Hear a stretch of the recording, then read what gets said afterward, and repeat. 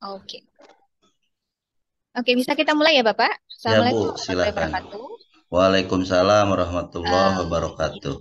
oke, kita lanjut saja karena tadi sudah saya buka di peserta pertama, jadi kita lanjut ke Bapak peserta kedua. Iya Bu, Durasi silakan. ujian kita lebih kurang 25 sampai 30 menit ke depan, Ya, terkait dengan materi pedagogik. Pertanyaan saya akan seputar seputar materi pedagogik saja. Oke, pertanyaan pertama, apa kabar Bapak? Sehat pada malam Alhamdulillah ini? Bu, sehat. Oke. Siap untuk mengikuti ujian komprehensif materi pedagogik dengan saya 25 sampai 30 menit ke depan ya, Bapak? Ya, insya Allah Bu, siap. Mudah-mudahan Oke. nggak ada halangan ke depannya. Oke.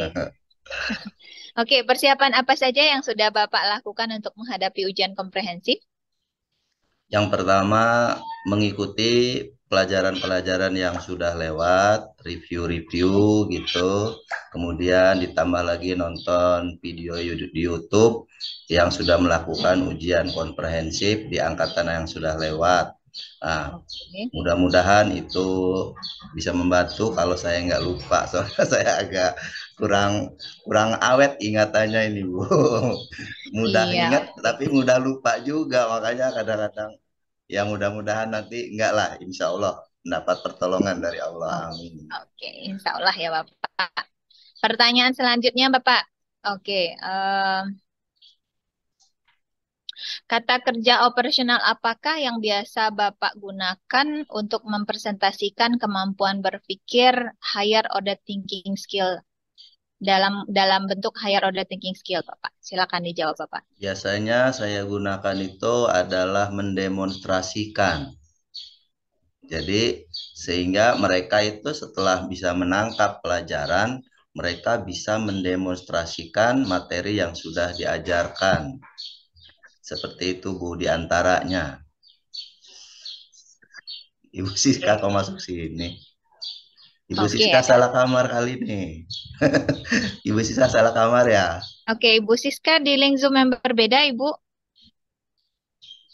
Tadi udah saya buka, saya WA kan link Zoom dengan Bu Rahima dengan link Zoom yang dengan saya. Oke, mohon Bu Siska left dulu dari Zoom meetingnya. Ini salah kamar Ibu ini. Oke, kita lanjutkan Bapak. Iya Bu, silakan. Jadi apa tadi Bapak bisa diulang kembali kata kerja Dengan operasional kata apa kerja saja yang biasa mendemonstrasikan, Bapak gunakan ya, untuk mempresentasikan kemampuan berpikir higher order thinking skill? mendemonstrasikan Bu, ya, Mendemonstrasikan. ya. Ada lagi Bapak? Selain mendemonstrasikan, mengevaluasi, Mengevaluasi. ya, Oke. Pertanyaan selanjutnya.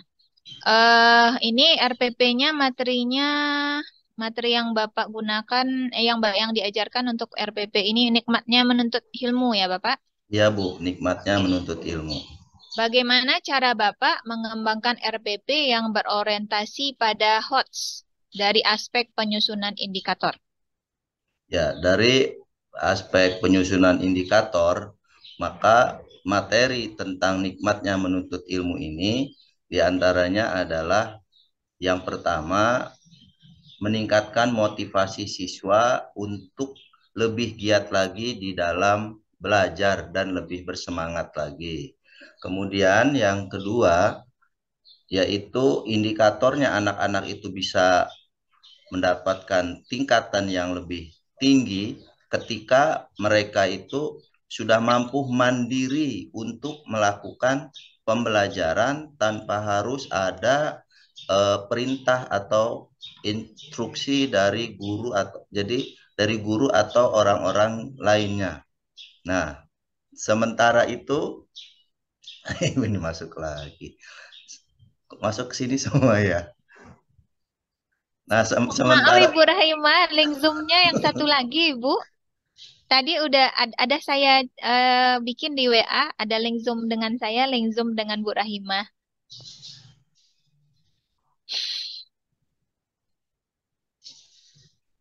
Oke, dilanjut Bapak. nah, jadi untuk meningkatkannya antara lain yaitu satu, indikatornya itu bahwa anak-anak itu mandiri di dalam belajar, dengan membuktikan bahwa belajar itu adalah satu kebutuhan, bukan lagi satu kewajiban, apalagi paksaan. Indikatornya seperti itu. Sehingga mereka ini bersemangat untuk belajar. Itu diantaranya, Bu. Jadi Oke, meningkatkan kemandirian. oke. Kalau dari aspek penyusunan proses atau langkah-langkah pembelajaran, bagaimana cara Bapak mengembangkan RPP-nya? Dari langkah-langkah pembelajarannya, kalau kita dari awal, ya biasa, pertama itu tentu saja ada pembukaan. Di dalam pembukaan itu kita buat yang pertama ucapan salam, kemudian menanyakan kabar, yang ketiga mendaftar kehadiran siswa, kemudian yang keempatnya adalah memberikan motivasi, yang kelimanya pretest untuk pelajaran yang akan dipelajari, sejauh mana mereka sudah memahami sebelum pelajaran diajarkan. Kemudian setelah itu kita menjelaskan sedikit materi tentang pentingnya belajar atau nikmatnya menuntut ilmu. Setelah itu ada gambaran secara global mengenai pentingnya tersebut, kemudian mereka diberikan kesempatan untuk memperdalam materi dengan cara dibagi kelompok-kelompok diskusi. Nah, setelah mereka dibagi-bagi kelompok diskusi, kemudian mereka saling berdiskusi satu sama lain dalam satu kelompok itu.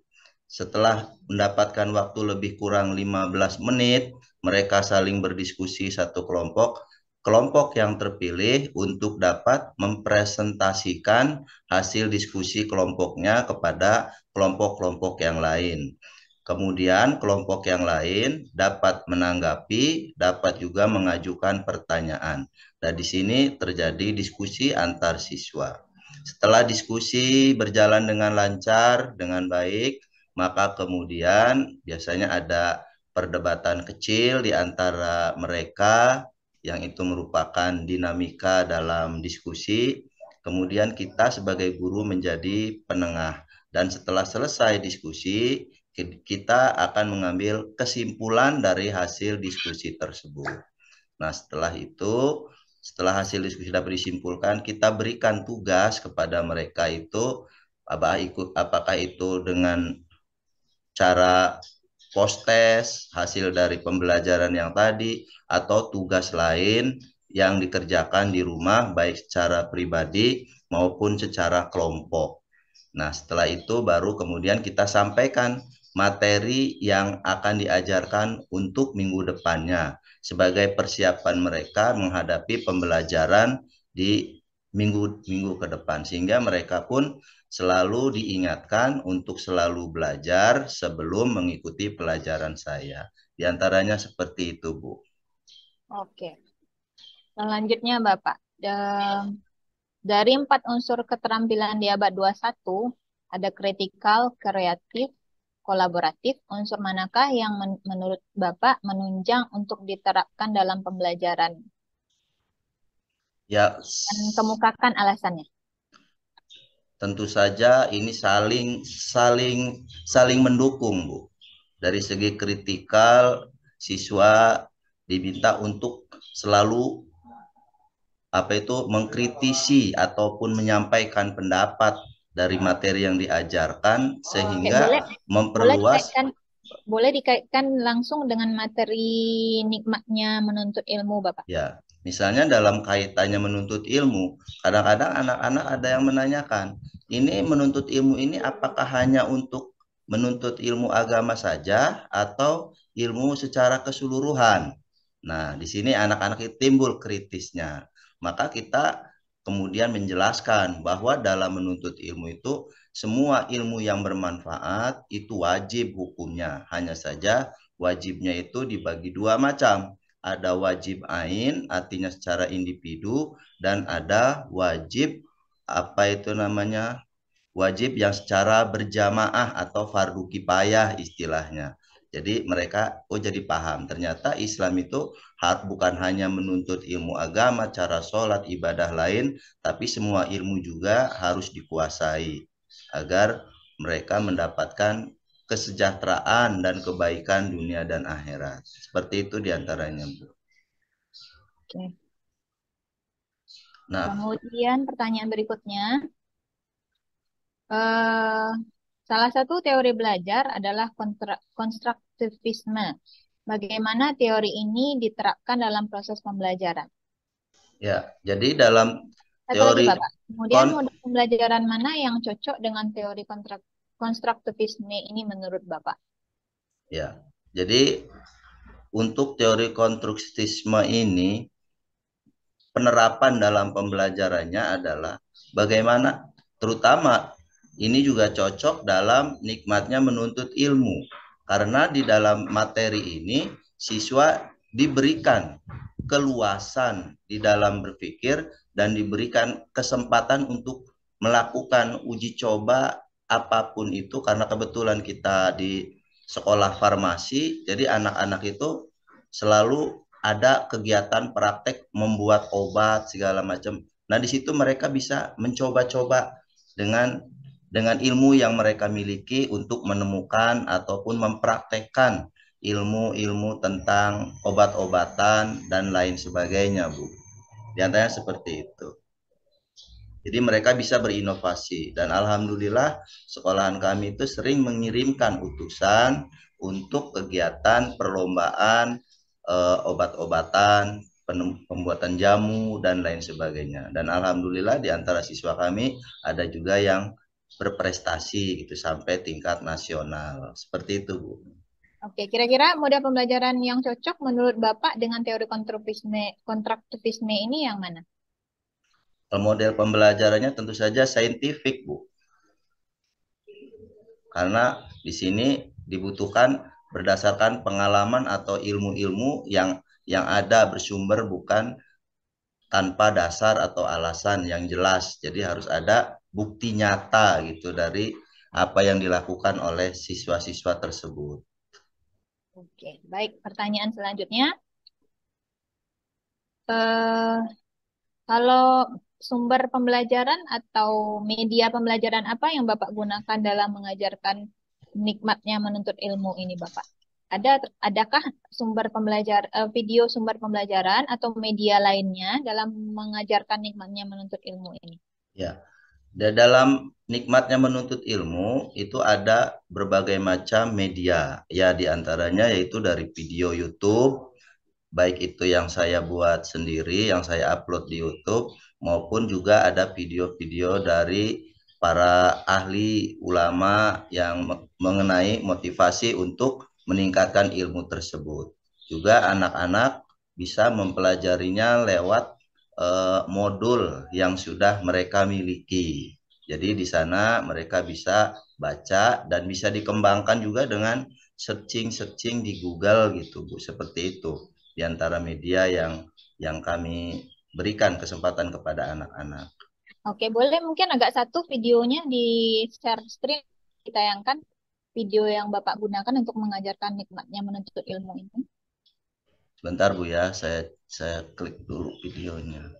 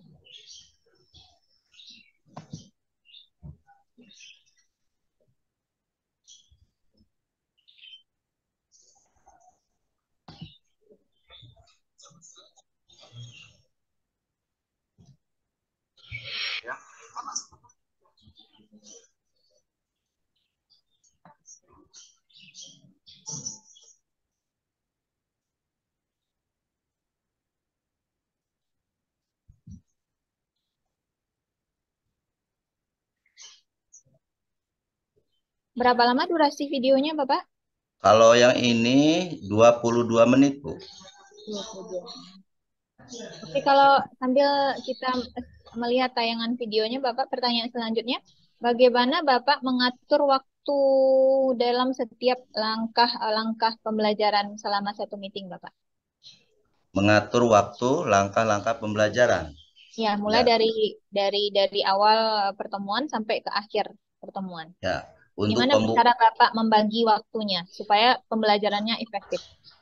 untuk pembukaan itu lebih kurang 5 sampai 10 menit untuk pembukaan. Kemudian untuk pemutaran video ini, kalau video tadi video yang panjang, jadi mereka itu bisa nonton di rumah karena linknya sudah ada di modul. Itu karena videonya itu sudah dicantumkan di modul. Untuk video-video yang pendek yang saya cari di Google, di YouTube sendiri, itu biasanya saya tayangkan. Nah, kegiatan inti itu lebih kurang sekitar ya 1 jam lah gitu. Nah, sedangkan sisanya yang berapa 40 apa 30 menitan itu adalah kegiatan penutup dan lain-lainnya. Seperti itu, Bu. Oke. Pertanyaan terakhir Bapak untuk aspek evaluasi.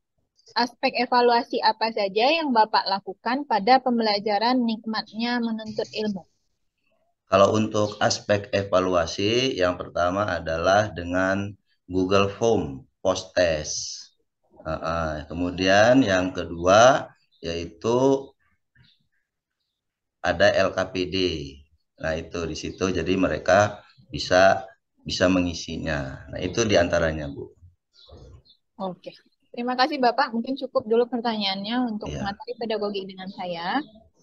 Semoga hasilnya memuaskan dan em, lulus pada periode ketiga ini di tahap ujian komprehensif ya Bapak.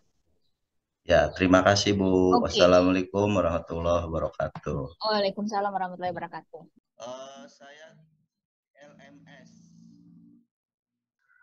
Materinya Pendidikan Agama Islam kelas 10, temanya itu nikmatnya menuntut ilmu. nikmatnya menuntut ilmu. Kira-kira Bapak menyampaikannya bagaimana? Ketika saya menyampaikan dari awal, itu yang pertama saya mengucapkan salam, kemudian menanyakan kepada siswa kondisi atau keadaan mereka, tentang kabar mereka. Kemudian selanjutnya mengajak mereka berdoa. Setelah itu mereview pelajaran yang sudah lalu, dan kemudian kita memberikan pretest, tes untuk pelajaran yang akan dipelajari. Nah, setelah itu baru kemudian kita putarkan video motivasi tentang belajar. Sesudah itu kemudian anak-anak diminta untuk memperhatikan lagi materi yang akan disampaikan, yaitu tentang menuntut ilmu ini. Nah, setelah disampaikan kepada anak-anak secara garis besarnya saja, setelah itu dibuatlah kelompok-kelompok pembelajaran dari masing-masing siswa itu yang terdiri dari beberapa kelompok. Nah, tiap kelompok ditugaskan untuk memperdalam materi tentang nikmatnya menuntut ilmu. Nah, setelah mereka selesai berdiskusi, maka kemudian di antara mereka ada yang terpilih untuk menyampaikan hasil diskusinya di hadapan rekan-rekannya yang lain. Jadi kelompok yang ditunjuk menyampaikan hasil dari mereka berdiskusi. Setelah mereka menyelesaikan mempresentasikan hasil diskusinya, maka kelompok lain diberikan kesempatan untuk bertanya atau menanggapi apa yang sudah disampaikan. Nah, setelah pembelajaran diskusi itu selesai, kemudian bersama-sama siswa dan guru untuk mengambil kesimpulan dari materi pelajaran yang telah dipelajari. Setelah selesai pembelajaran pada saat itu, langkah akhir adalah evaluasi dengan menggunakan Google Form. Mereka diminta untuk mengisi materi-materi atau pertanyaan-pertanyaan dari materi yang sudah disampaikan. Nah, setelah itu, setelah selesai, sebelum diakhiri, kita ingatkan kembali untuk materi minggu depan atau yang akan datang, agar mereka bisa mempersiapkan diri untuk pembelajaran berikutnya. Dan kemudian terakhir berdoa dan kemudian ditutup dengan sama-sama mengucapkan salam. Seperti itu Bu, kira-kira di antara materi pada saat saya mengajar di kelas. Walaupun ketika Bapak mau menyiapkan RPP, apa yang Bapak siapkan dulu gitu? Bagaimana Bapak melakukan untuk menyiapkan RPP? Yang pertama tentu saja sudah menjadi kelaziman, yaitu apa materi ini yang akan kita sampaikan. Kemudian kalau materi itu sudah sesuai dengan apa yang kita sampaikan, kita susun dulu ininya apa, KIKD-nya, tujuan pembelajarannya, dan lain sebagainya. Setelah itu ada, kemudian kita buatkan juga apa namanya, misalnya saja materinya itu, kemudian langkah-langkah pembelajaran. Nah, pada saat di langkah-langkah pembelajaran ini, kira-kira ini cocoknya anak-anak ini metode apa yang diterapkan. Nah, biasanya saya itu menggunakan metode yaitu scientific. Oh, jadi Bapak ini melalui sains ya? Ya, melalui sains. Memakai ini enggak PowerPoint atau bagaimana Pak? Ya. Atau dilengkapi dengan PowerPoint, juga kadang-kadang kita ambilkan contoh dari video-video yang saya buat juga ada, itu video-video yang saya buat untuk gimana Pak ini mahasiswa SMK ya kelas 10. Iya. Iya tadi. Kalau saya nguploadnya di YouTube Bu, YouTube. Oh di YouTube, jadi nanti mereka melihat begitu ya Pak ya? Iya, channel YouTube Bapak Salahuddin ya, alhamdulillah. Jadi anak-anak bisa langsung melihat di situ materinya. Itu sebelum mulai pembelajaran atau setelah pembelajaran Bapak kasih tahu atau di saat pembelajaran? Kalau sebetulnya anak-anak itu sudah ada modul. Jadi anak-anak sudah ada modul, mereka sudah tahu di mana posisinya itu. Biasanya di pertengahan pembelajaran Bu. Di pertengahan pembelajaran untuk memperkuat materi yang sudah disampaikan gitu, untuk lebih menguatkan lagi. Kira-kira untuk menambah pengetahuan mereka, apa yang Bapak minta dari mahasiswa itu daripada murid? Ya, mereka selain ditugaskan untuk menonton, juga searching di Google tentang materi-materi yang berkaitan dengan apa yang kita sampaikan. Misalnya kalau tentang pendidikan, silakan apa saja kira-kira manfaat dari pendidikan atau ilmu pengetahuan itu. Silakan cari, kalian nanti bisa diskusikan dengan kawan-kawan kalian yang lain. Jadi seperti itu nanti disampaikan agar nanti Bapak bisa mengetahui di mana ada koreksi dan di mana ada kelebihan dan kekurangannya. Kira-kira seperti itulah. Oke Pak. Bapak dengar guru reflektif ya Pak? Istilah ini? Guru apa Bu? Reflektif. Reflektif ya. Reflektif insya Allah, dalam pembelajaran. Apa maksudnya itu Pak? Kalau guru reflektif itu maksudnya setelah dia itu, ini maaf ya Bu ya, sepengetahuan saya ini kadang-kadang saya lupa juga. Jadi sepengetahuan saya, reflektif itu setelah kita itu mengajar, kita menganalisa nih, kira-kira apa yang saya sampaikan tadi itu benar nggak ini, cocok nggak ini dengan yang sebenarnya. Nanti kalau umpamanya ada kesalahan atau kekeliruan dalam menyampaikan, disampaikan lagi pada pertemuan yang akan datang kesalahan-kesalahan tersebut sehingga tidak menyesatkan jadi kita merefleksi gitu maksudnya ya Pak ya? Merefleksi. Kita refleksi apa yang sudah kita apakan tadi, kita ajarkan, kemudian bagaimana hasilnya, tanggapan murid-muridnya, seperti itu ya Pak ya. Iya Bu, iya Bu. Jadi kenapa kita seorang guru yang profesional ini ya diminta untuk menjadi guru yang reflektif kan? Ya Bu. Oke Bapak, terima kasih sudah memberikan jawaban karena dia 30 menit ya. Ya Bu. Ya masih ada 7, 4, 9, 50. Udah sampai jam 10 nih berarti ya? Iya Bu, kalau aturannya jam 10 itu maksimal kan 30 menit ya. Maksimal 30 menit ya? Iya. Oh, oke. Kira-kira dari yang Bapak mengajar itu, apa yang ini Bapak rasakan ketika sudah selesai mengajar itu, mahasiswa itu atau murid itu bagaimana gitu?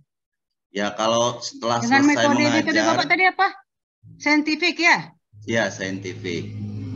Ya, kalau selesai mengajar itu Bu, kalau anak-anak itu dapat mengikuti pelajaran itu dengan baik, tertib, lancar gitu, rasanya kok plong gitu, lega. Tapi kalau kelihatan ada siswa yang kurang lancar gitu, kurang baik mempelajarinya atau masih lupa-lupa, seolah-olah saya itu apa ada yang salah dengan cara saya mengajar.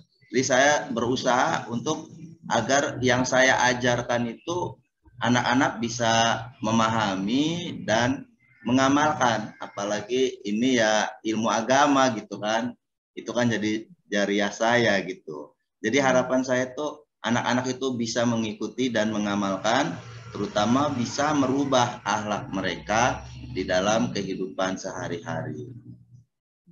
Seperti itulah kira-kira Bu gambarannya. Terus kemudian ketika kan setiap pembelajaran itu habis mengajar kan ada evaluasi ya Pak ya? Ya, ada evaluasi. Tentu Bapak menyiapkan instrumen pada aspek kemampuan berpikir kolaboratif siswa. Nah, bagaimana caranya Bapak?